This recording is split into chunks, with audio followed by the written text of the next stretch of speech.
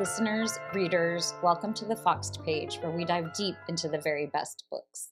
You'll come away with a richer understanding of the text at hand, all while learning to read everything a little better. I'm Kimberly Ford, one-time adjunct professor at Berkeley, best-selling author, and PhD in Spanish and French literature. For those of you on the YouTube channel, you can see, and for those of you who are just listening to the podcast, you're just going to have to use your imagination. I'm actually here wearing a little homemade sweater that I knit up for myself. It's actually like a sweater t-shirt and a coordinated hat, both of which go along with the book that we are talking about today. But I think most impressively, I am sitting here in my own homemade woods. So these woods, for those of you listening to the podcast, actually look a lot more like a jungle. They look suspiciously, in fact, like the jungle that I fashioned when I did my lecture on the Covenant of Water. And the book that we are talking about today has nothing to do with the setting of the Covenant of Water. In fact, it's a very different topography, but one that I know fairly well. And I can tell you right now, this looks nothing like it. But we are going to talk later about posthumanism, and I really think that this kind of overgrowth of nature here in this space of mine is important. The book we are going to talk about today is Daniel Mason's North Woods. North Woods is one of those books that has been on a lot of the lists from last year, the sort of 10 best books lists. In fact, it was on so many of them that I was like, okay, I've got to check this book out. There is so much that is absolutely just worth diving into in this novel, but there's so much in it that I am a little bit afraid that readers might not fully appreciate unless they have someone sort of pointing these things out. It's honestly such an embarrassment of riches, this novel, that I think on the first read, you might see like a dozen things that just absolutely impress you, but I honestly think there's like another dozen that I really feel the need to point out, maybe even before you've read the novel. Maybe you're halfway through, maybe you finished it, which is totally great because you can listen to this lecture and then you can read it again, or you can listen to it on the Audible version. So a few of the things that most readers would sort of pick up on if you are reading carefully are the highly varied texture in this book. So you have this real sort of amalgam of all of these different textural elements. You have, it's epistolary. Epistolary novels are simply novels that are told in letters. Very famous example is Dangerous Liaisons by Laclos, long time ago French novel in letters. It's not a genre I tend to love because I find it fairly limiting, but I love Daniel Mason's handling of it because, in fact, it is one of many different sort of modes or genres in which he is writing. We have straight up prose, we have poetry, we have riddles, we have music, we have images that are so incredibly impactful. So you might have been struck already by the structure. There's also this incredibly deft narrative voice. At the Foxed Page, we talk quite a bit about narrative voice. And yes, you have first person and third person, either sort of I did this, I did that, or, he did this, she did that, they did this, they did that. And it is such a beautiful kind of, again, an amalgam, I think I'm going to be using that word a lot, of first and third in ways that are so delightful and so enriching to the text and really so telling and so revealing. There's incredibly vivid description. I'm sure you have already noticed that. There's this really gratifying deep plunge into botany. I like botany. I like knowing the names of things. I like particularly knowing the Latin names of things. And but I'm not like a botanist, I'm not a real like botany buff.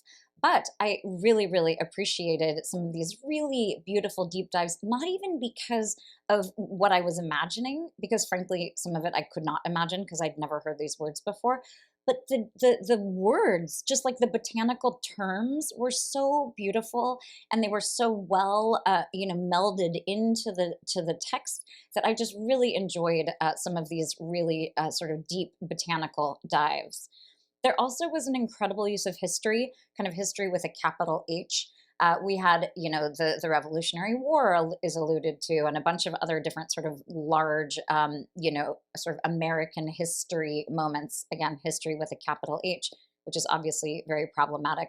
But I like the idea of having those sort of touch points and having them embedded in what is a much, much broader vision of Massachusetts and the woods. And I'm just laughing at how every time I'm moving my hands, I'm realizing how much I move my hands when I talk, because the jungle, the woods around me are also moving. But I really like this idea of how like an alternate history on some level is being coupled with kind of this capital H American history. We also have this incredible, really, what I find is a very unique passage of time. We certainly have novels, lots of them, that are these sweeping, grand, novels that cover centuries and centuries. But this is one that does so in a unique way, in my opinion, because we are so fully sort of tethered to each moment, and we are so fully invested in each character that it doesn't feel like kind of your like typical sweeping family saga. We are also introduced to so many different people, and it allows this incredible range of characters to really come to life. I also there's just like this whole catamount thing that goes through the whole thing. A catamount apparently is well, I did know it is. I think it's the like, what do you call that? The like when a university has like a thing that represents it. Oh my god, it's gonna come to me. Mascot. The mascot. The catamounts are, I think, maybe UNH. Not UNH. They're the Wildcats. I think it's maybe like Southern, it's SNU. It's Southern New Hampshire University Catamounts, I'm pretty sure. So I learned that a catamount is like a big cat. So it's like a mountain lion or like a panther, or I don't even, are those the same thing? A mountain lion and a panther? It seems weird, but it actually says that in this book. So I'm really learning a lot from Daniel Mason. But my point is, there's this sort of cat motif. In fact, the cat motif begins right here on the cover of the book. We have what is, I think, a catamount on the front of this incredible novel. You also, I am sure, noticed there is a really liberal use of exclamation points throughout this novel. I love punctuation. I love authors who lean into their punctuation. Daniel Mason is a guy who, in all the right places, is leaning into the exclamation mark. They are tricky. I mean, overuse of the exclamation mark can really get you into trouble. Things get kind of, melodramatic and sort of overly wrought. But in his hands, the exclamation mark is just really, it's a very strong tool. And last, I'm sure that you have noticed lots about religion as you are reading through the novel, or you would have picked that up even if I were not going to point it out to you. So just a recap of all of these things that I think are elements that most readers would sort of pick up on if you are reading carefully. This highly varied texture in terms of the structure of the novel, this deft narrative voice that enters all of these different consciousnesses through all of these different genres, vivid description, incredible portrayal of botany, history, an alternative view of history, but also some very important American history touch points. This incredible passage of time, this kind of sweeping saga, but not just limited to one family. It's sort of this incredibly broad sweeping saga. The catamount motif, of course, you would have noticed, the exclamation marks, and the use of religion. I like that the use of religion is coming after exclamation marks and the catamount. Here are a few things, though, that I think that you might not necessarily have thought about, or if you say you haven't read the book yet, there are things that maybe aren't going to pop right into your head. One is a deeper dive into this structure. We're going to talk about posthumanism, which, if you don't know what that is, don't worry, we're about to get to it. I mean, I would love to talk to Daniel Mason about posthumanism because he has to be thinking a lot about it. If not, he's just like really picking up on something in the zeitgeist, because it is really, I mean, this book is really, really an amazing testament to posthumanist thought. We're going to then talk about figurative language. We're going to talk about the Gothic, or kind of the supernatural, or kind of the mysteries in this book. Turns out it's a ghost story, which, I did not necessarily anticipate. And honestly, it's not my favorite genre, but he does just such an amazing job. You should see my marginalia.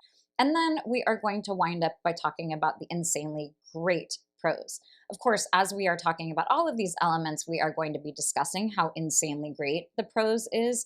But at the end, we just have to take like some extra minutes to just really soak ourselves in this incredibly amazing word styling by Daniel Mason.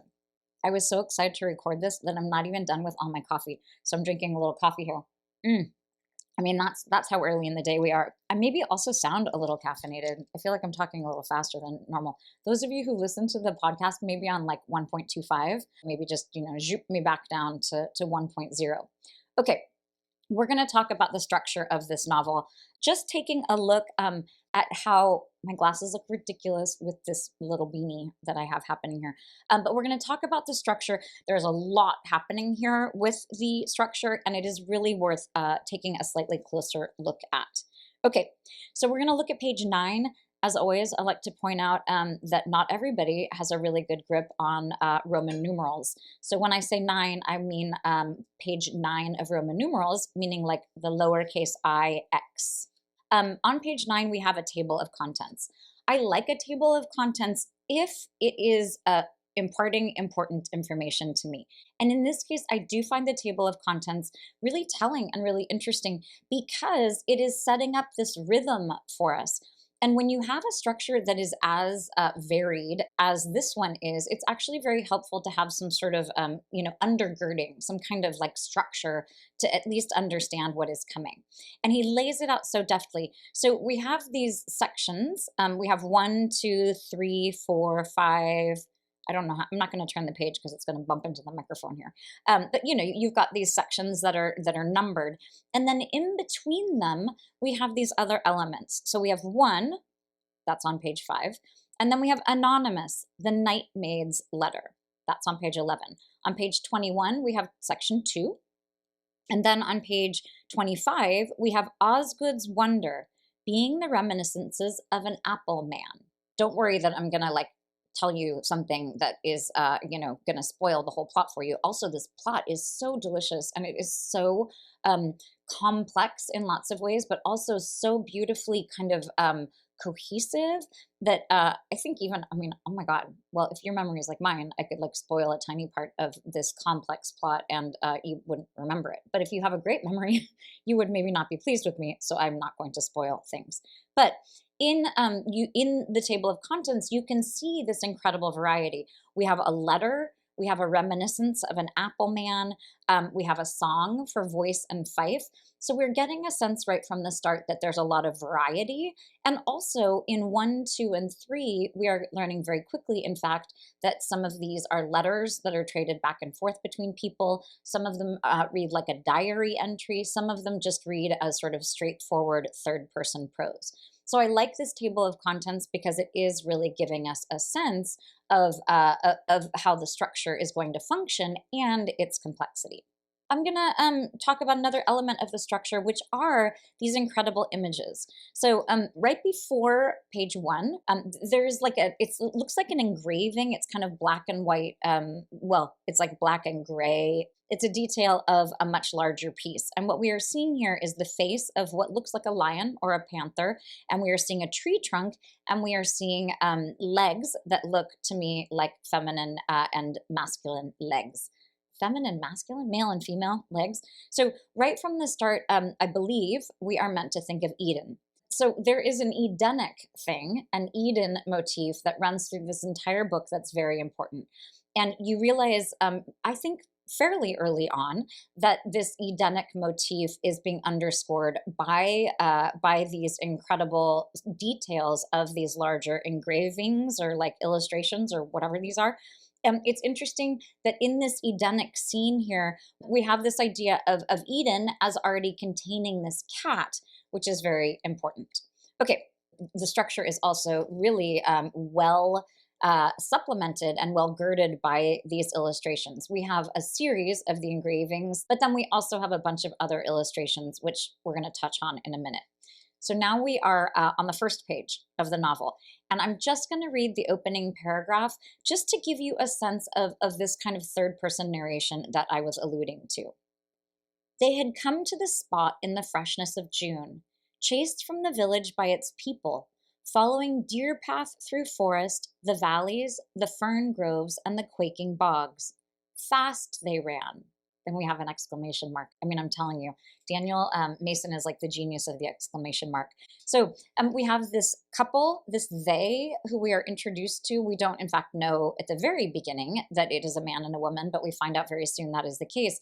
And so we have these two people who are entering into nature. They're on deer paths. They're very stealthy in the beginning. They are going to establish this house that is the house that is going to run through the entire book. The house, in fact, is the keystone that runs through the entire novel, is the presence of this house and the way that people come and go and the way that things grow and die around this house. We have that as the first kind of element of the structure. It's basically just this kind of straightforward third-person narration. But even this idea of like fast they ran, you have this sense of a certain voice there. And really, it's very cool to me that on the front of the book, one of the blurbs is by Maggie O'Farrell. I love, love, love her work, have loved everything that she has written, even the obscure novels that no one reads. Maggie O'Farrell is the bomb. But she talks about the polyphony in this novel, and polyphony meaning many voices, many sounds. Polyphony is exactly the right word for it, because here we have this narrator that is, it's a straightforward third-person omniscient narrator, but it is, in fact, it is very voiced in the sense that it has a very particular verbiage and a particular syntax, and it feels kind of biblical. Fast they ran. It feels antiquated. It's really just gorgeous prose and unique enough to feel like it is its own narrator. Then we're going to jump to the next chunk of structure. Of course, we have another illustration, another detail from that engraving. And then we have this on page 11. Anonymous, the night maid's letter. On the 7th of July came the heathens in great number upon the village in the middle of the night. And I was awake with my babe when I saw fire at the stockades and heard shots and shouting. So here we have a first-person narration. This is a young woman who is writing about the coming of indigenous people to an English settlement. So here we've gone from the third-person narration in the first section to this different section here, this anonymous night maid's letter, which is a letter and which is told in the first person from the perspective of this young British colonialist, I guess we call her. Then we have another image, which is it's a bite taken out of the apple. We have Eve's hand. It's really beautiful. So now you're like, uh-oh, fall from grace. So a quick interlude about Eden, although we're going to talk about it a little more later. Whenever you come across a tree in literature, or like especially sort of bucolic, like glade, or like some sort of, like a little copse of trees that is very like enticing, you should think of Eden. Certainly when you see an apple, when you have that apple and that tree, you should think of the tree of knowledge, and you should think of Adam and Eve. And so there's this idea of the prelapsarian world, which simply means before the fall, before Adam and Eve ate from the fruit of knowledge. And then we have kind of, after the fall. And of course, it is important to keep in mind that when Adam and Eve eat from the fruit of the tree of knowledge, they gain knowledge. So I think that piece of the story gets kind of lost sometimes. And in fact, the knowledge that they are gaining is that they are naked, and the knowledge is that they are imperfect and they have sinned, and they are sort of corrupt from the very beginning. So it's this idea of sin, but it's also this idea of knowledge, and it's also this idea of nakedness. So those are elements that you should keep in mind as you're reading any book, but certainly as you are reading this one. And then we're going to move on in terms of structure. So here on 25, we have another example of this kind of polyphony. And not only that, but just this insanely great prose. So here we have, quote, Osgood's wonder, end quote, being the reminiscences of an apple man. Dedication to my most beloved daughters, to whom I entrust this letter of valediction by an orchardist going to war. So this is a novel, I'm just going to say right now, this is a novel that absolutely rewards rereading. It's long enough that you might not be tempted to just like start right over again. So maybe I can just do the rereading for you. But what I will say here is it's really cool to go back after you have all of the information, to go back and look at what these different pieces are. So you kind of forget that the reason why Charles Osgood is writing this reminiscence for his daughters is because he is an orchardist who is going off to war. We soon we learn a lot about him. In fact, I'm not going to tell you. I'm not going to tell you what side of the war it's on, what kind of a war we're talking about. Actually, I'm going to tell you. It's the Revolutionary War, which, I mean, we're literally on page 20 here, and I think you already practically knew that. So all of the mentions that I have made so far about structure are all talking about the sort of larger structure of these different large sections of the novel. But Daniel Mason also does this incredible job of structuring each one of the sections in ways that are really compelling and that provide a lot of tension as you are reading. So this is a little bit far into the book. We're on page 112 suddenly. I want to read it so that you have a sense of the tension and the way that he's really ratcheting up the stakes even within.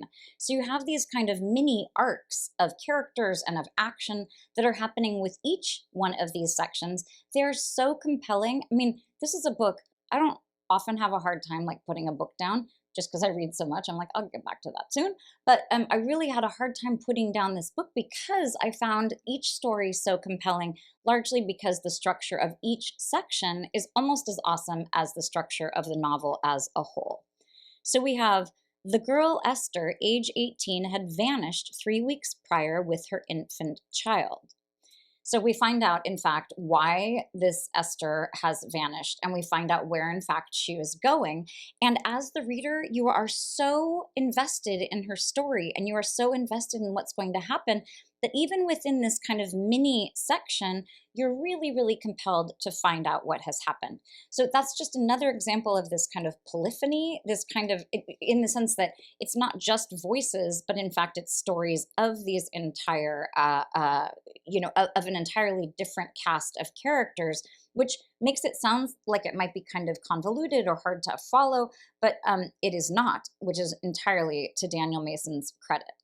Another point about the structural elements is that we do have we have this weaving throughout, and one of the things that happens is a few of the characters sort of pop back up in different contexts, and when they do, it's so incredible because you have learned lots about them in a certain context, sometimes that they are providing for you in a letter or in their diary, so you're hearing their own version about themselves and their story, and then you see them in someone else's context, and it's not necessarily like completely different, but you're learning a huge amount about them and you're really completing this whole vision. So the structure is also allowing us to read these characters in a much richer way than if we simply just had straightforward prose or if we only had, for example, first-person prose. I am going to return to this idea that I am not a lover of epistolary novels. Not only is it like a first-person thing where the writer of the letter can only,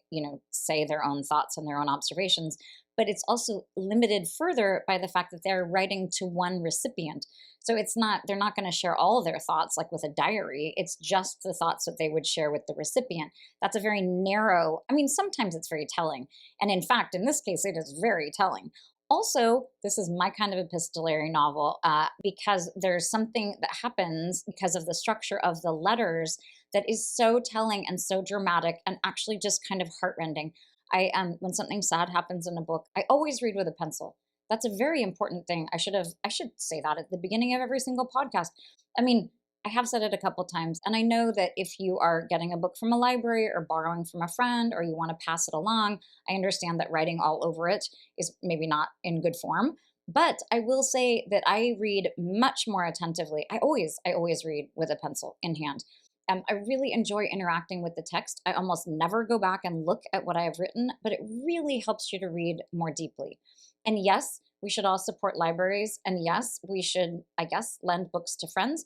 But I will also say, as a writer in my past life, especially among women, there's what they call ghost readership. So if you sold 10,000 copies of your book, apparently I can say to myself, I actually did many more than that because of the fact that many more people than purchased the book actually read it, which is awesome. But I will also say that creative people like Daniel Mason, who have spent years and years writing these books, it's kind of great if you can afford it to buy the book. Also, people that are like, oh my God, it's like $27 to buy this book or whatever, just amortize that. Amortize that cost over all of the hours that you will enjoy while you are reading that book. And you will understand that books are just like one of the very, very cheapest and most convenient and low tech and good for you forms of entertainment. Okay, but back to the point at hand, which is that this epistolary novel is really it's my kind of epistolary novel. So we have just spoken about the complexity and the richness of the structure, and if you're a smart reader and a smart person, you're thinking like, "Ooh, wait, maybe that's kind of daunting," and it could be. It could be really unsettling. It could be confusing. There are all sorts of problems that could arise. But again, Daniel Mason is so deft and he's so good at making all of this so kind of tethered and so understandable and apprehendable. It's just very well done. And part of that is this motif thing that he has going on. So I'm going to touch on just some of the motifs that run through the whole entire novel, and then we're going to dig in a little more deeply to this idea of Eden. One of these motifs, obviously, is the house. So one little piece of advice to you as a general reader, it's much like when you see the apple tree or any tree, you should think of Eden. Whenever you see a house, one kind of sleuthy thing you can do as a reader is remember that a house and a garden, but a house is often representative of the family that lives inside. So if you have a house that is falling down and the roof is leaking and the gutters are falling and it hasn't been painted, then that is going to tell you a lot about what is happening in the house. If you have a house that has like this incredible facade that's like all about showing off for the neighbors, that's also telling you something. And I like to bring this up to readers because it's sort of how do I describe this exactly? It's very logical. So it sounds like a trick or something, and it is kind of a trick for a reader, but it also makes perfect sense because, your house does say something about you. I mean, it might not always, but often it does. And if you have a good writer and they are providing to the reader details about a house, then those details should count and those details should have weight and they should be working hard. And those details will often tell you a lot about what is happening to the family. Sometimes there's foreshadowing. Sometimes it will be a nod to the history. But that sort of a thing, looking at the house is it's fun. It's fun and it's gratifying. The house in this case is the element that is running through the entire book. Everything, all of these different elements sort of hinge around the fact that they are happening in the North Woods near this yellow house that Charles Osgood builds largely for his daughter. Well, that's not true. See, I just mixed that up.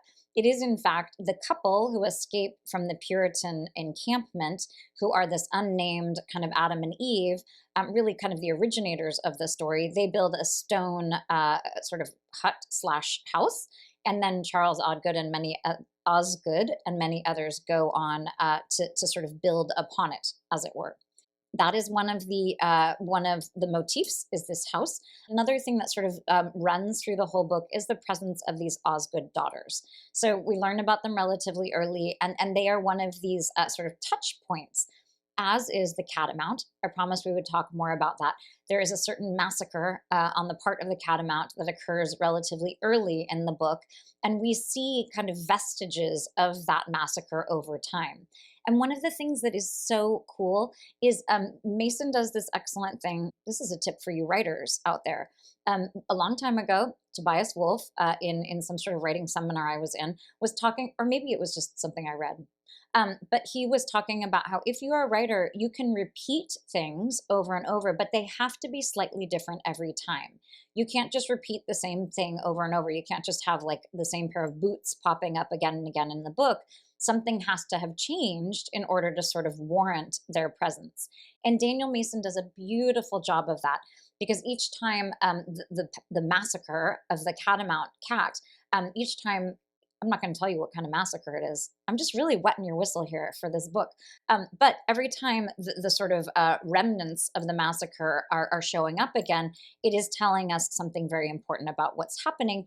And it's also, it's jarring our memory. It's reminding us of what has come before. It is underscoring all of these different motifs and all of the different posthumanist ideas that we're going to get to, ideas of nature, ideas of the passage of time, ideas of just all, there are all sorts of different things that are being reinforced by the resurgence, or like the kind of resurgence of these different elements.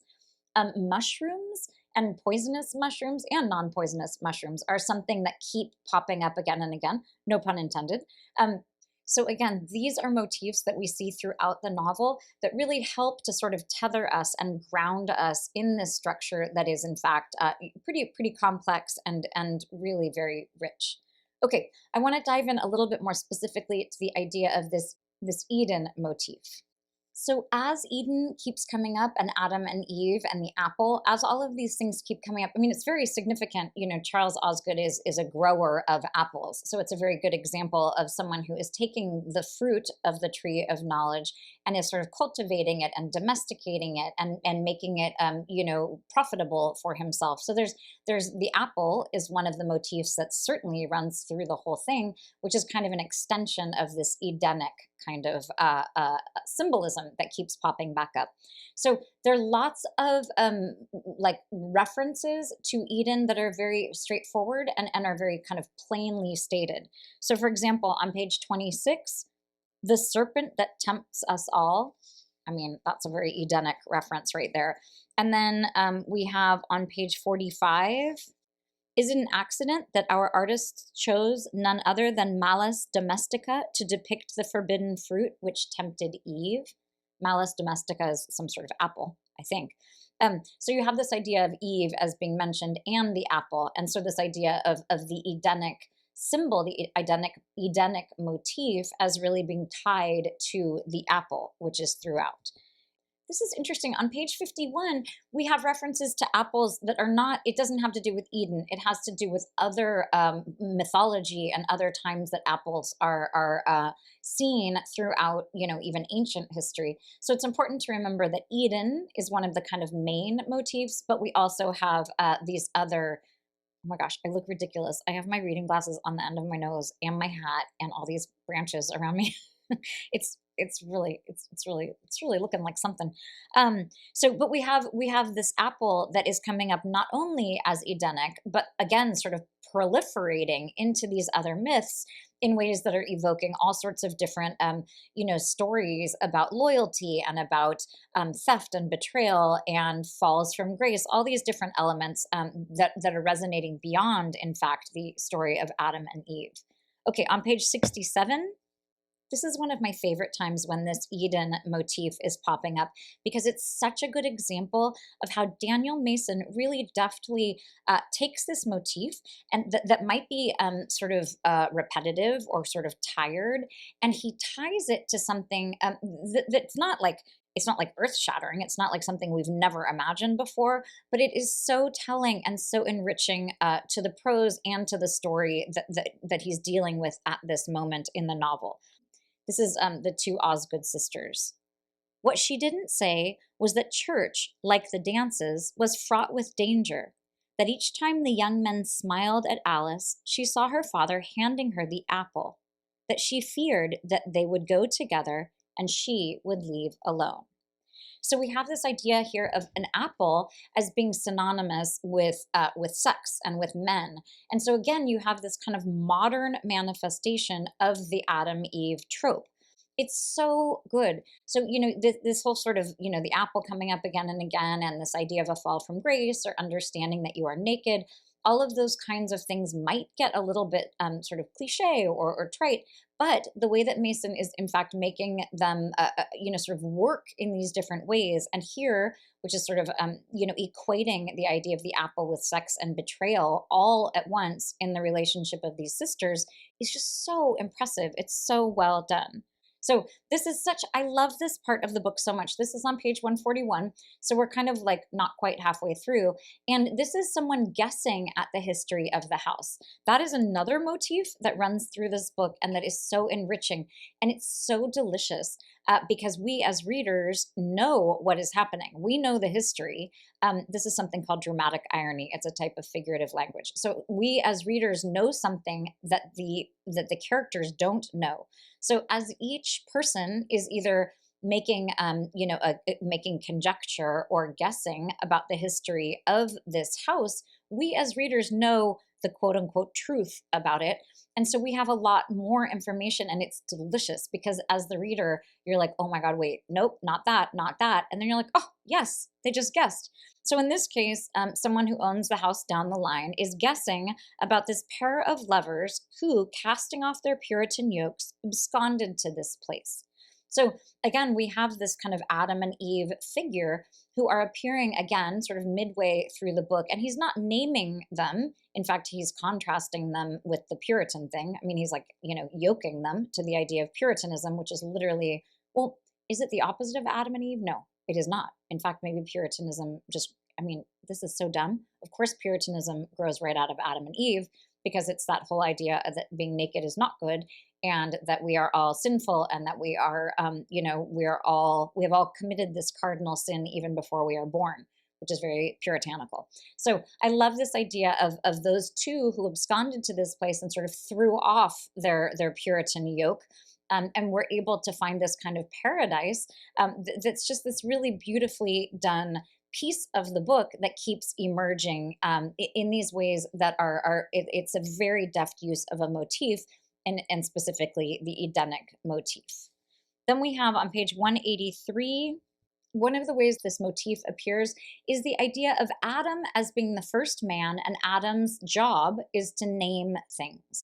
So there's quite a bit of this idea of these different men as being sort of the first man in these places they are inhabiting, which often is ironic because obviously some man has been there before. We are beginning with Revolutionary War people, with English colonialists. So obviously they're displacing the indigenous peoples. But we have this idea of them as feeling like they are Adam and like their job is to name things.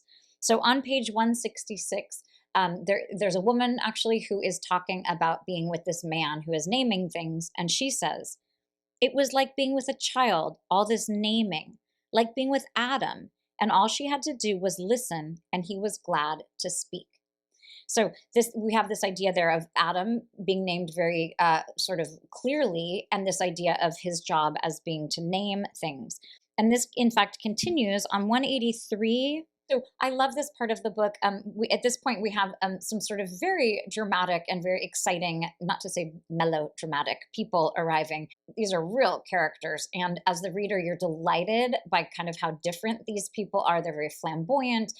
They come to the house for very different reasons. And it's this interlude that I just found absolutely delightful. So the man who is the owner, one of the owners of the house, says to the guest, "This is Eden, Madam Rossi, the Serengeti of Massachusetts, a sportsman's paradise. Look at the walls around you. White-tailed deer, black bear, bobcat, moose." So what I love in part about this is that he says, this is Eden, where you are. And then he goes on to name it, all of these different things. The Serengeti of Massachusetts is so funny. And this guy is a bit of a buffoon and a bit of a, like kind of a bombastic kind of crazy guy.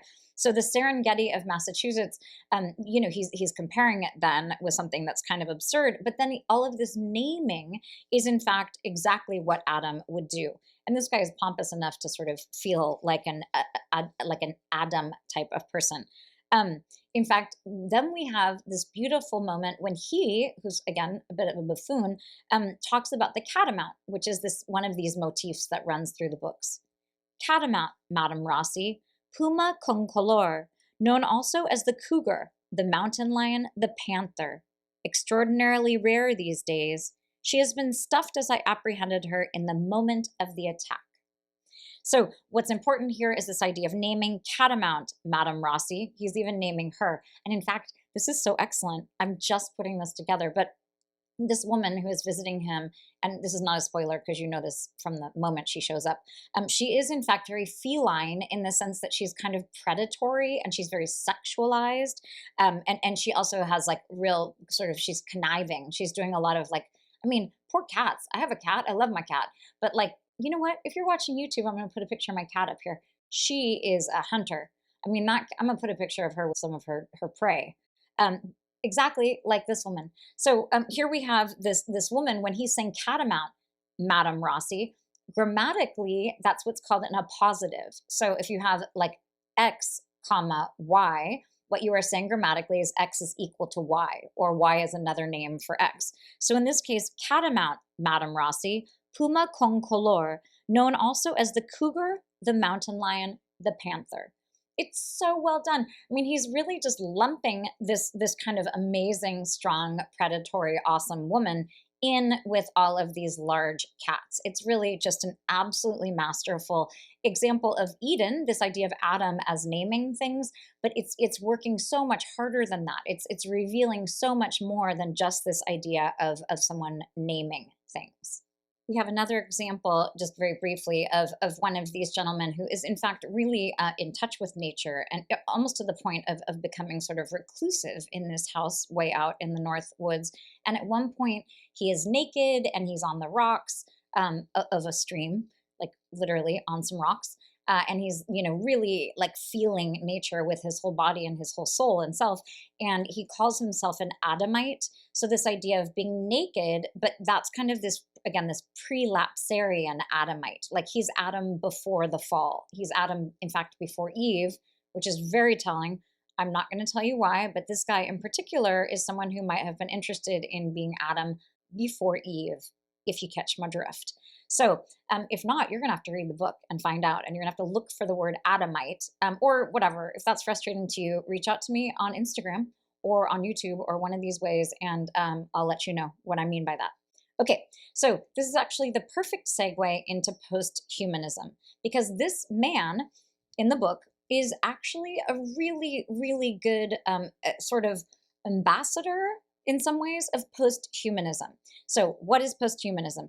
Posthumanism is positing this idea that humans are in fact not the center of everything. Humanist thought is this idea, which makes sense. It's like Descartes and all of those people, like that humans are kind of the center of everything because we have cognition and because we are so dominant of nature and of everything else, frankly. So the posthumanist stance is different. It's basically the idea that nature, and also technology, but I like that part of it less. I like the nature part. That nature is in fact much more pervasive and much more impactful than we think. We tend to think that we are kind of, dominant over nature and that we can control these things, with science and with rational thinking. And in fact, posthumanism is arguing, in fact, that we are not as good at that as we think. So in order to clarify this a little bit, I'm going to read something from a paper. I mean, honestly, I was just going to read the Wikipedia entry. And then I saw this thing by J. David Bolter in the Georgia Institute of Technology on posthumanism. And it's really, I think, a useful way to think about it. But you can also, I mean, now that if you haven't heard of posthumanism and I'm introducing it to you, you will hear about it all the time now, I think. Maybe, I hope. I mean, can you tell I'm a fan? I am a fan. I'm a fan of, let's just say it. I might be a posthumanist. Okay, so this is what J. David Bolter has to say. Posthumanism designates a series of breaks with foundational assumptions of modern Western culture. In particular, a new way of understanding the human subject in relation to the natural world in general. Posthumanist theory claims to offer a new epistemology that is not anthropocentric and therefore not centered in Cartesian dualism. That gets a little crazy in there. Epistemology is just a way to think about things. Anthropocentric just means that man is at the center of things. And Cartesian dualism is something that I can't fully understand well enough to explain to you. As posthumanists, now I'm just really like evangelizing or something, but we have to really rethink somebody like Darwin and this idea of like, I mean, I'm not rethinking evolution, but what I'm thinking of is this idea of like survival of the fittest and all of these hierarchies and like all of this idea of genus and species and sort of how we have come to conceptualize man as sort of dominant and like the most superior of all animals because we can, I don't know, and we can imagine our own consciousnesses and we can do all of these different things. It's really very arrogant. I think it's actually at the root of a lot of American exceptionalism, which I hate. So I think posthumanism, I mean, I've now done a whole little screed on it, but I think all of that is warranted because Daniel Mason's book, North Woods, is in fact, lots of ways for me, like a post-humanist manifestation. And I love that aspect of the novel. Okay, so again, the main idea of posthumanism is that man is not at the center of things, that we are not, in fact, like as important as we think we are, and we are certainly not as central. So a few kind of very quick things. One is that the title of this book is very posthumanist. So the book is called North Woods, obviously. You have, look at the cover's great. I mean, it is really just great with that catamount on the front. The cover is North Woods, but if you read any description of the book, it will talk about the house and it will talk about the people. And certainly the house and the people are in many ways what we are reading for. I mean, it's really what captivates our imagination and our attention as human readers. But the fact is, the book is North Woods. The book is about the woods. And you can imagine, you see it on the pages, the way that these North Woods are sort of absorbing and changing and outliving certainly each of the human, people who come to this house in the North Woods. So there's this idea. It's also North Woods it is somewhat specific in the sense that it's not like we know that it's north of Boston, is essentially like it's north of the colonies, but it's not Massachusetts, and it's not the Adirondacks, and it's not the Berkshires, and it's not specified by a name that is like a man-given name. I mean, it kind of is, because north is giving us a sense of like direction, and a sense of kind of where things are beginning and a center. But this idea of the woods, which there's a beautiful part in here about how the word woods comes from Middle English, maybe Old English, and it also means madness. So you have this sense of the North Woods, like the nature itself, in this case, is what is most important in this book. So, here at the Fox page, we talk about the fact that if you want to be kind of like a better reader, or if you want to simply have a more rich reading experience, all you have to do is pay attention. And the title is one thing you should definitely pay attention to. So the idea of North Woods here is it should be constantly underscoring to us every time we pick up the book and look at the title, this idea that the woods are what is most important here. The woods are what are consistent. That is what endures. That is what affects the people who are there. So it's very important that the title itself is pointing to nature and not, in fact, to man. This is the first element of this kind of post-humanist thing. And then there is this beautiful way in which the images are really supporting this idea of post-humanism. So we have the little details that are coming from that engraving, and a lot of those have people in them. So we have, Adam and Eve, and we have, the bite of the apple and it's resting in someone's hands, and we have what are clearly, human legs. So in a lot of the engravings, we have people, but then we have these images that seem kind of random, and they're so beautiful. It reminds me a little bit of a German writer named Sebald, W.G. Sebald, I think it's G. And he has this incredible inclusion of black and white photographs that don't have any explanation, and they don't seem to coordinate specifically with the text. They're so provocative and evocative. They're just absolutely beautifully well done. Daniel Mason reminds me a little bit of that when we have these images. I'm going to show a couple of them to you on the YouTube, and I'm also going to describe them so you have a sense if you are listening. The first I want to look at comes actually a little bit after an image of the catamount. Oh my gosh, it's very hard to get this book up in front of the camera with all these trees around me. So we have the catamount here, and then we have a section of the text that is called From Proverbs and Sayings. When the sheep are gone, comes the quiet of the pasture. Then we have this like 5-page footnote that is about, then we have essentially what is like a 5-page footnote that is about this ungrazed Eden that is mentioned. And then it's essentially a lot about nature here. And then we have this gorgeous photograph that is like a full bleed. It goes all the way to the edges of the paper here. And there's no explanation. There's no caption. And it's just this like low. I mean, it's so beautiful because it's from the perspective not of any kind of person, because it's very down low. It's almost as if you're kind of part of this meadow, and it's like a field of like, they look kind of like weeds. It's very overgrown. It certainly does not look like there is any person there. I'm looking at it a little more closely. I'm maybe seeing some Queen Anne's lace. I'm seeing maybe some thistles. I'm seeing some different stuff. It's very wild and overgrown here. I have to say, I have to sort of cop to something, which is that I grew up in California, and then I went to Dartmouth College in New Hampshire. And we at Dartmouth College is really into the nature. And I went on a freshman trip, and it was like hiking in the Green Mountains or the White Mountains. It was actually Vermont that we were hiking in. And everybody was like, "Oh my God, this is so gorgeous. This is so gorgeous." And I was looking around and I was like, I mean, it's pretty, but it just like looks like Portola Valley, which is like a little town very close to me, which is gorgeous, but like not spectacular.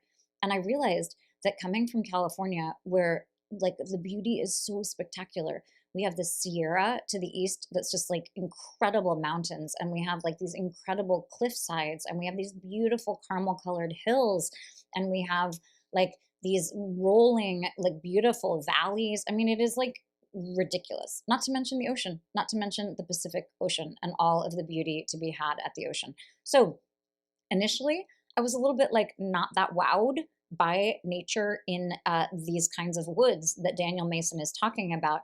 But I will tell you that over my 4 years in New Hampshire, and then I'm married to someone from Massachusetts, and so I spent some time, out in the woods a little bit, and or not even in the woods, like even if you're just driving through Massachusetts, it is so beautiful. But it's beautiful in a way that's completely, completely different. It really underscores how vast this country is and how regionalist and how different we are, just in terms of the light and in terms of the atmosphere and the weather and the foliage and the lushness. I mean, there is a lushness to these North Woods that is spectacular. It is so, so beautiful. So I have to say all of that because this is a very specific and very wild and very kind of overgrown kind of woods that's really the word that's coming to mind is intractable, in the sense that humans trying to control these woods have to work very, very hard because the undergrowth is so rich and things are so lush and there is so much water and heat, and it's just things are very, very dense in a way that suggests this kind of post-humanist thing where man is not quite as much in control as we think we are. Okay, and then we're going to look at another image, which is another beautiful example of the way that these images are underscoring the post-humanist thing. This is an image. At first, I thought it was the sky, but I really think it's icebergs.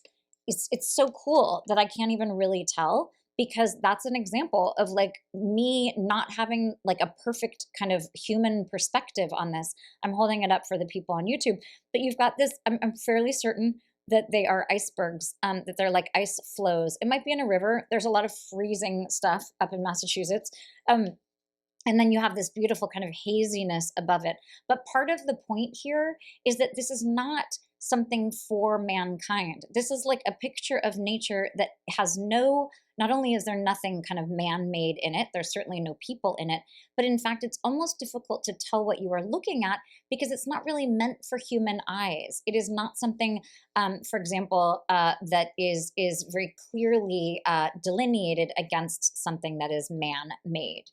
Okay, and then we're going to look at one more of these images. I just love them. I think these really, the full bleed images that I think you might not fully appreciate. This one's not actually full bleed. They're really adding a lot to the novel. This one here is woods. It looks like woods that have been maybe cleared a bit, but it's this very beautiful black and white illustration. This is not a photograph, it's an illustration of some sort, and it is really beautiful, just untouched and bucolic and very evocative, also a little dark, tiny bit creepy in ways that I think are very fitting for this novel. So we have these images that he is providing, which are really bolstering my idea of this book as being very post-humanist. And then we also have some actual references to different things in the book that are underscoring this idea of the post-humanist. Okay, on page 21, In the meadow, beneath soft mounds of earth, lie the bodies of the woman and 3 men. And in the belly of the man who offered the apple to the woman with the child is a piece of apple core with 3 remaining seeds. So I love this. This is the earth literally kind of reabsorbing these beings. And in fact, these seeds that are inside the belly of this man are going to grow, presumably, into the apple trees that Charles Osgood is going to cultivate, and that are going to then, go on to be really central in a lot of different people's lives. But of course, this introduction is leading us to the idea that humans are not all that. I mean, this apple tree and these seeds, like this growth, what is happening here is much larger than what any human plan can actually control. So it's a really beautiful, and we're right at the beginning of the book here. It's a really beautiful way to foreground, literally foreground nature, and to sort of push humans to the side. On page 41, this is Charles Osgood when he's trying to come up with a name for the apple.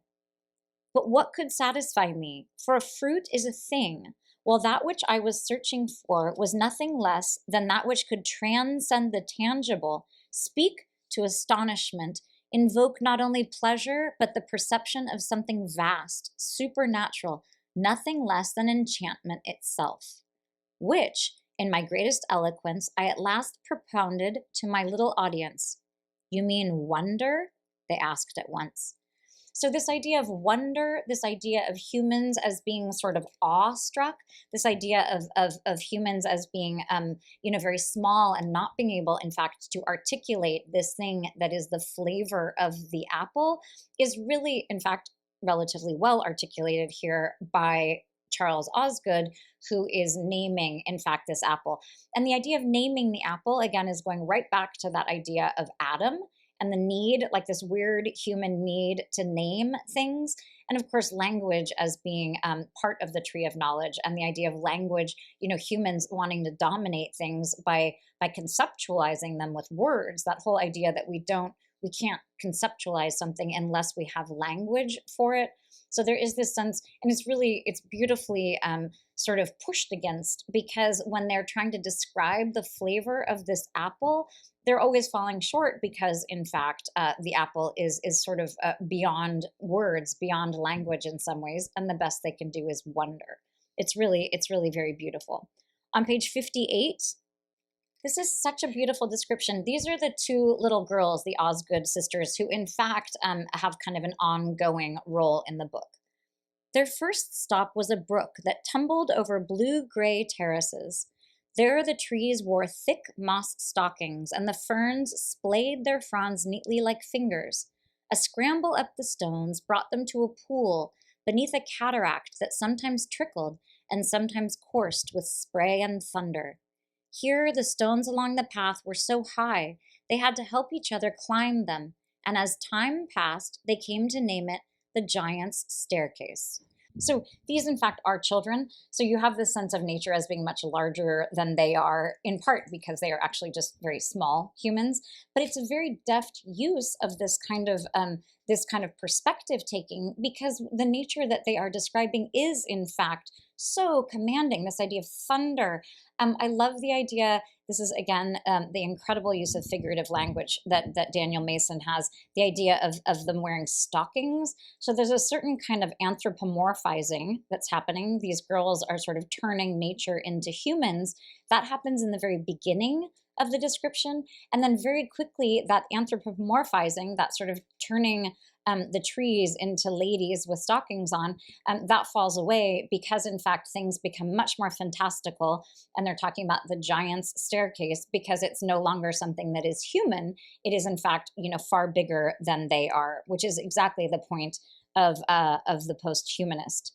Okay, on page 136, One of the best kind of emissaries or like embodiments of posthumanism is this landscape painter who we meet in the novel. And I'm not going to tell you a lot about him, and this certainly doesn't spoil anything. But throughout, he is sort of becoming more and more this reclusive guy he's the Adamite. He's the one who was laying on the stone earlier. And it is no coincidence. I mean, Daniel Mason is so smart. He provides us a landscape painter, and this landscape painter is really interested in landscape, and he's interested in landscape that in fact does not feature anything to do with humans. It's as if he's moving further and further away from humans and getting closer and closer to being sort of absorbed in nature. So he says this about one of his clients. Prescott insists that no one will come see a painting of just a river and some trees. Just, there's an exclamation mark. I tell you, this guy he's an exclamation mark genius. Big fight over this last time I saw him. He said RP, railroads, wanted some settlers in my new painting of the Merrimack. Nearly told him that if he wanted the human, I'd paint a wigwam littered with the poxed corpses of Indian children, a settler lying spatchcocked in the fields, scalped head winking like a ruby. The beaver gone, the bear gone, the panther gone. So we have this idea here actually of this really gruesome idea of what human beings are doing to each other.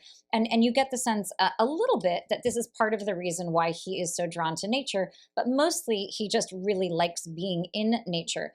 These are some of the most beautiful passages that really are diving deep into botany, not in terms of the names of it, but really just these beautiful depictions of this man out in nature. Just a little later on 144, we have him talking a little bit more about the process of landscape painting, how he would like to see it.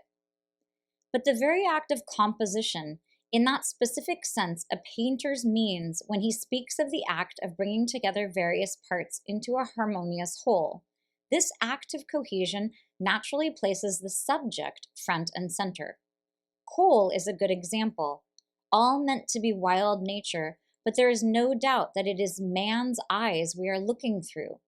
This is not to doubt his skill, but he is always there, and my most exquisite moments are ones of dissolution.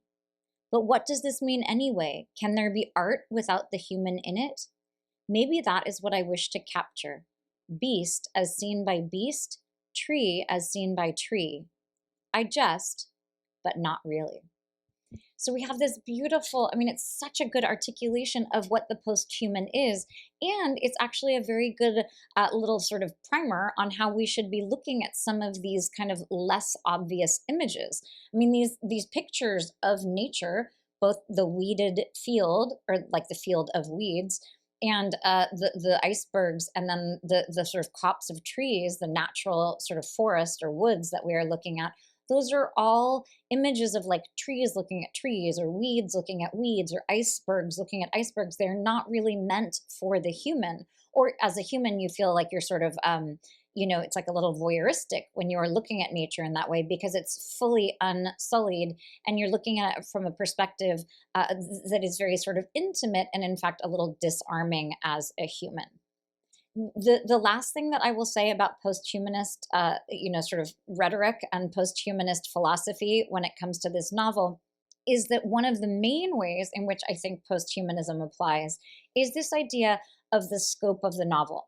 So we begin with this pair of Puritan, a man and a woman who escaped from the colonialist settlement in Massachusetts. And we move through many, many centuries. And what is enduring here is, in fact, nature. So any one of these human lives, as much as we are so absorbed by this incredible characterization and the scope and the really beautiful way that all of them seem so round and real, and they have voices and backstories, it's very, very well done. But each of the human lives is very short.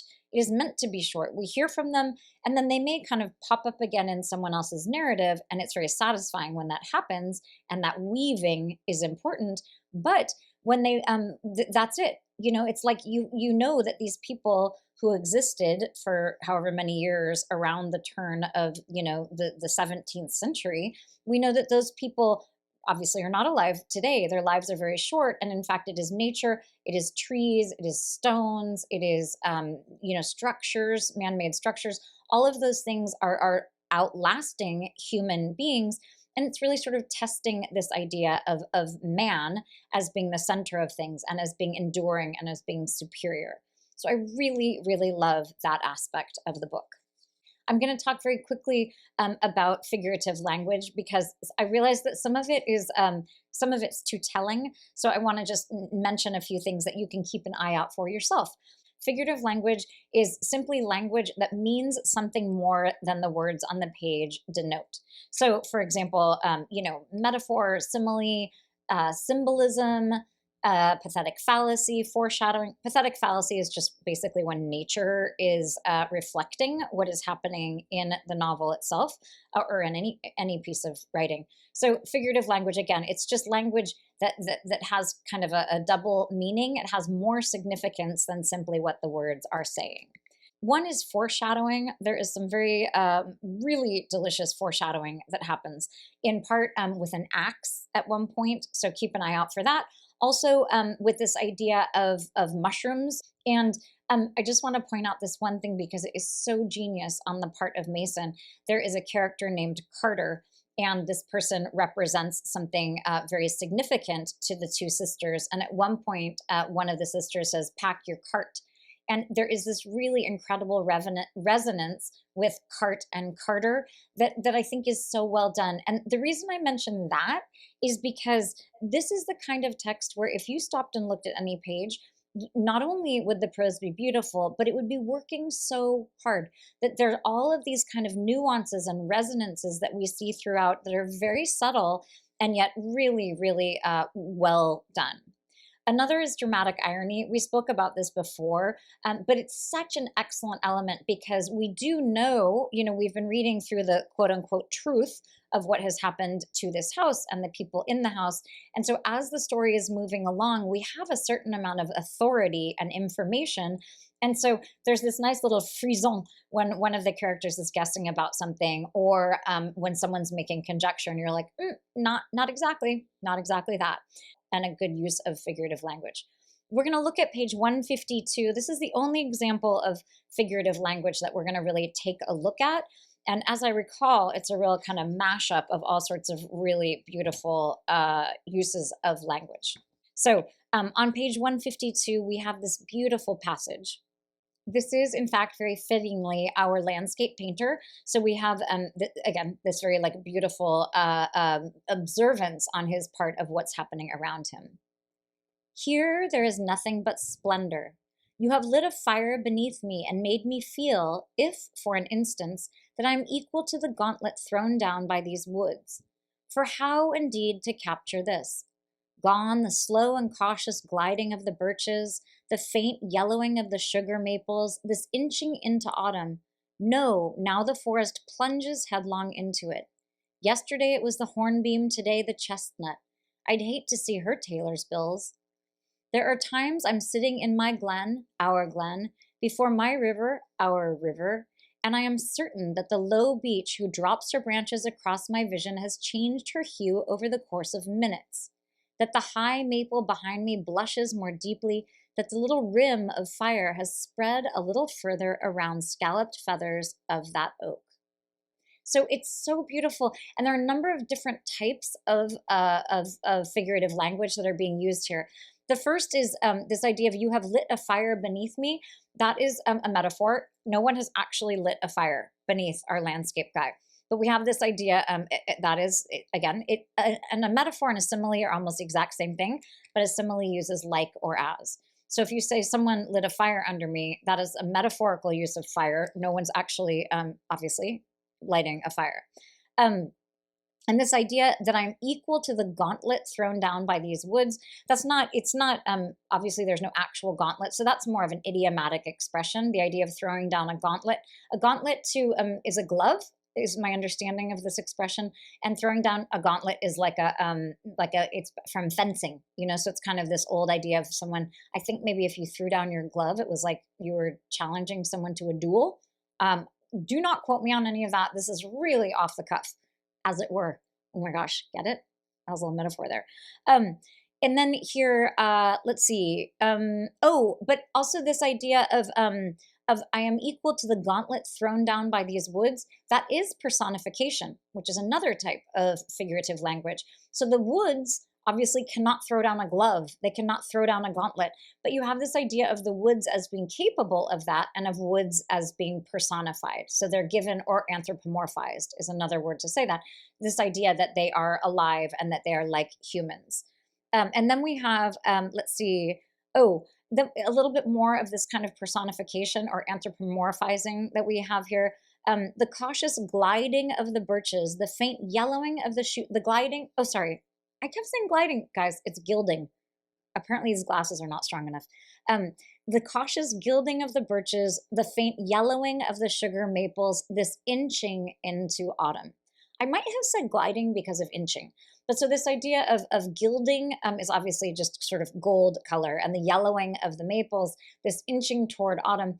You could imagine that he means inching in the sense that like the color itself is actually inching, but there is a certain amount of personification there, that like the woods around have volition, that they are in fact inching somewhere.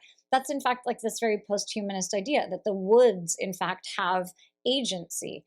And we know from books like The Overstory and all of these different, there's lots and lots of books these days about trees and the intelligence of trees and their ability to communicate and all of these incredible ways of looking at nature that is not, in fact, quite so humanist.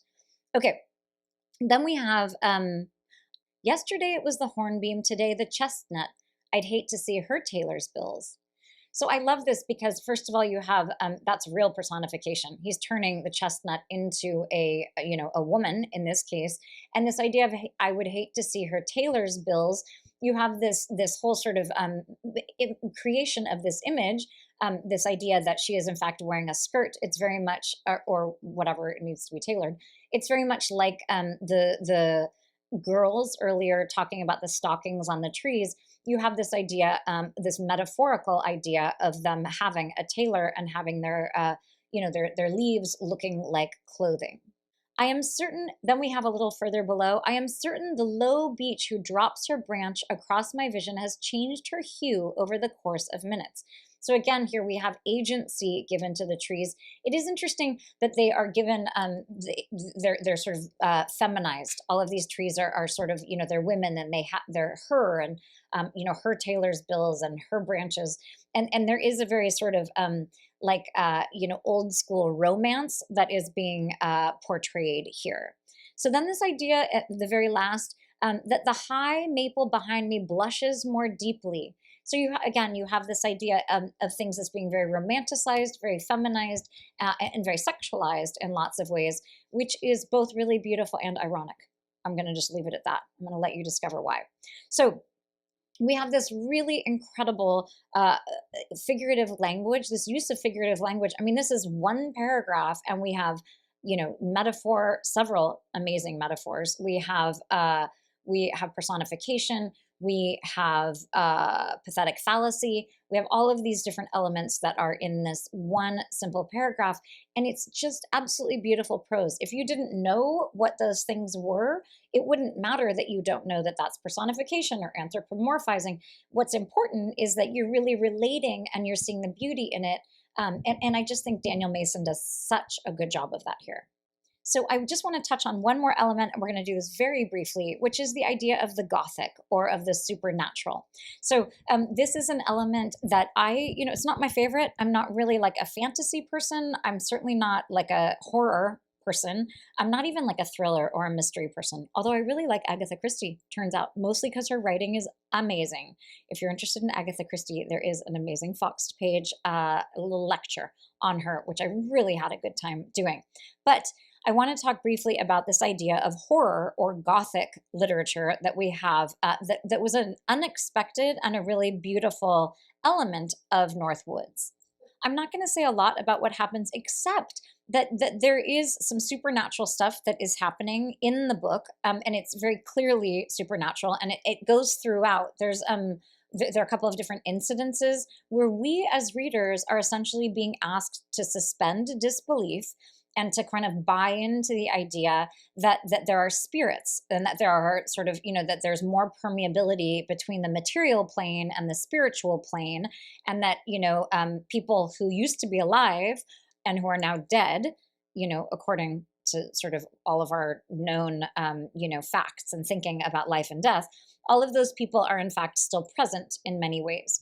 So you can imagine that this goes very well with the whole motif of the house, and that it's very sort of beautifully done, because you have this kind of locus, you have this place, which is this house. So it's very appropriate. The haunted house is literally like, that's like a term, it's like a trope that is not even like, it's not even like American or English literature. It's literally like eons. So like, haunting is something that has been around forever. You think back to like the Druids and pre-Catholicism, we've had ghosts and the idea of spirits forever and ever since there has been mankind, I imagine. Probably before that. Why am I being so humanist, But this idea of the Gothic is, and let me actually define Gothic for you, which is, you can imagine like Mary Shelley's Frankenstein. Another great Fox page lecture on that. But Gothic stuff it has a lot to do with life and death. It has a lot to do with haunting. It has a lot to do with this idea that once you are dead, you aren't exactly just like gone. It has a lot to do. We picture like castles, and you picture thunderstorms, and you picture monsters and ghosts and that sort of thing. And it tends to be gruesome. And it tends to be, very concerned with this idea of hauntings.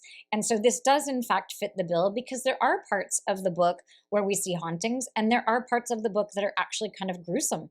I mean, they're not, I'm thinking about how detailed they are. They're not like super detailed, but they're definitely some kind of gruesome passages. And interestingly, one of the gruesome passages we actually read earlier, which is this idea of the terror that the colonial Americans visited on the indigenous peoples. So you have this idea of that kind of gruesomeness, which is like quote unquote true. And then you have this idea of the kind of gruesome things that are happening in this supernatural vein. And it's really interesting to think that the one is not more gruesome than the other. In fact, arguably, well, they're kind of parallel in terms of like what's actually happening. This is all very mysterious, and it's meant to be. But there is this kind of whole supernatural strain. So I really did enjoy parts of that. And what I especially enjoyed is that at one point, Daniel Mason does this very cool thing where he brings in this kind of authority figure. And this is someone who is, in fact, this from the beginning. It's the woman earlier with the kind of bombastic guy. And she is, in fact, a medium and is coming to do a seance. And you know that right from when she arrives, so I'm not spoiling anything. But she's going to do this seance, and in fact, that she's one of these mediums that, like, right around, I guess it was maybe the turn of the 20th century, right around 1900, in the early 20th century. This was like this very big deal. Spiritism, maybe, is that what it was? All of those people who were like trying to have these seances and whatnot. And there was a whole industry around it. So this woman comes, and she, right from the start that she plans on fooling these people. And in fact, I'm not going to tell you what happens, but it really does lend some credence, in fact, to the way that we are supposed to suspend disbelief. So a very quick note on that. Suspension of disbelief is a very interesting thing, and you have to handle it very carefully as an author. Mary Shelley does an excellent job in Frankenstein, because we are asked to suspend disbelief at the very, very beginning. We are asked to believe that Dr. Frankenstein can reanimate a corpse. Then we go on to find out that the corpse has learned French, all of French, just by listening in on a family for, a few weeks. And then he learns all of English because he finds a copy of Milton's Paradise Lost out in the woods, which, in fact, Milton's Paradise Lost has many, many echoes in Northwoods as well. So we have this idea of these other things that are, it always makes me laugh. And if you've listened carefully, you've heard this before on a different podcast of mine, on a Fox page lecture. This idea that people are like, what? There's no way that Frankenstein's monster could learn all that French or learn English just from, from Paradise Lost.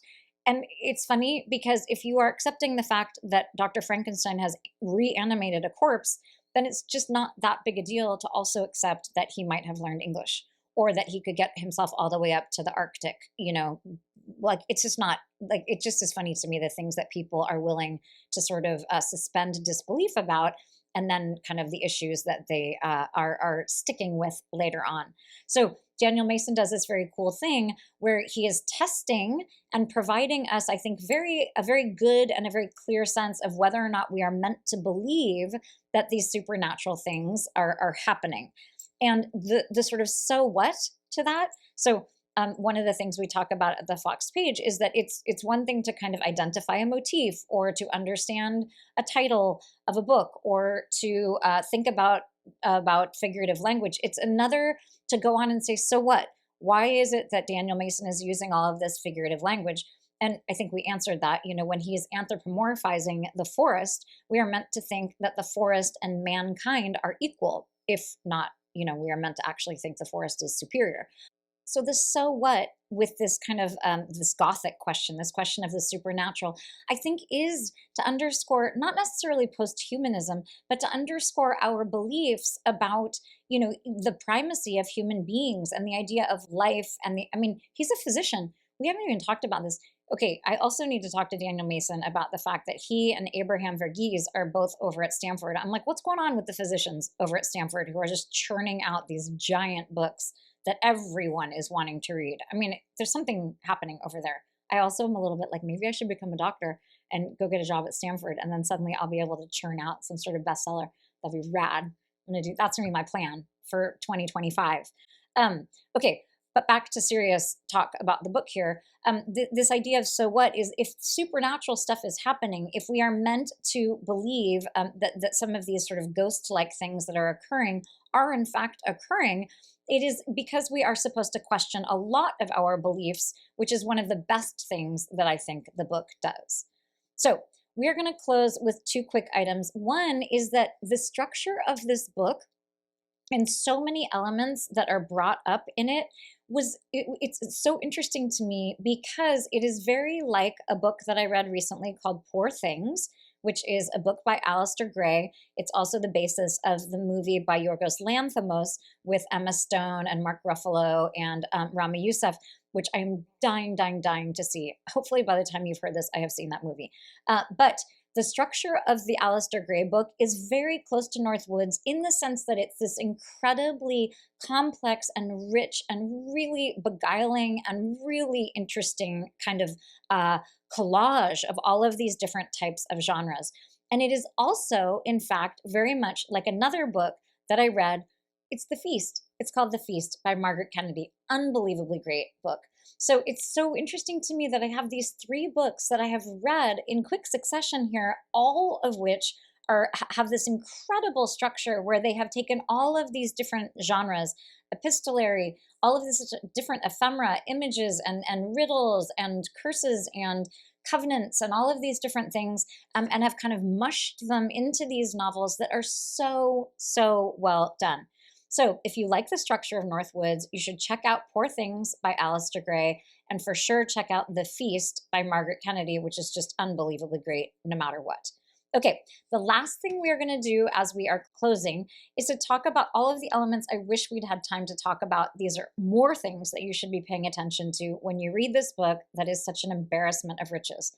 They are feminism, all of the meta qualities of the book. So there are lots of meta simply means, something that's like referring to itself. So the ways in which the book is actually referring to itself as a book. The intertexts, which is just a fancy name for all of the different texts that are sort of either evoked or like the Bible, like Adam and Eve, or ones that are specifically named. So in my opinion, there was evocation. There were sort of echoes of Milton's Paradise Lost. Also Ethan Frome, which takes place also, I believe, in Massachusetts, maybe Vermont. I'm not sure. Certainly New England.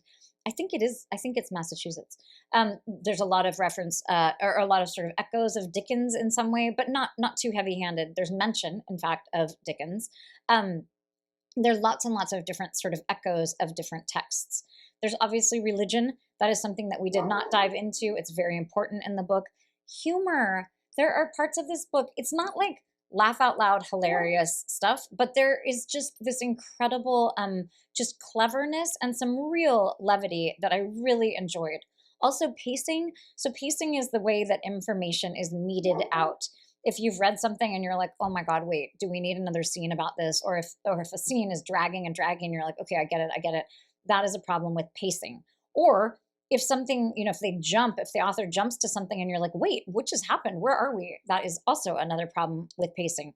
It is a real risk in a novel that is this complicated and this long and this sweeping that you would have those kinds of issues, either where your person's like, oh my God, wait, really this again? Or like, I actually did come across this one part where I was like, really? Like, it's a good thing this section isn't very long because this is going to be so boring listening to this like guy talk about his orchard. And then it was incredible. That actually happened a couple times where I was like, oh, okay, well, this doesn't really entice me. And then I found myself completely enticed. So, but a lot of that is really excellent pacing on the part of Daniel Mason. Punctuation, as I said before, and of course the catamount. We have not done the poor catamount justice, the cover art and beyond. So I hope this is a very long introduction to this novel, but I think that the length of the lecture today is actually very indicative of the richness of this book. And if you've made it through to the end, thank you very much for listening. But also, you should just be very pleased because you will, in fact, come away with a much richer understanding of North Woods, but also hopefully you've learned things here about reading in general, and it will make all of your reading more interesting and richer and more satisfying. So read Daniel Mason's North Woods. Let me know what you think about it, and also get back to the Fox page and find yourself something else when you're done. Happy reading!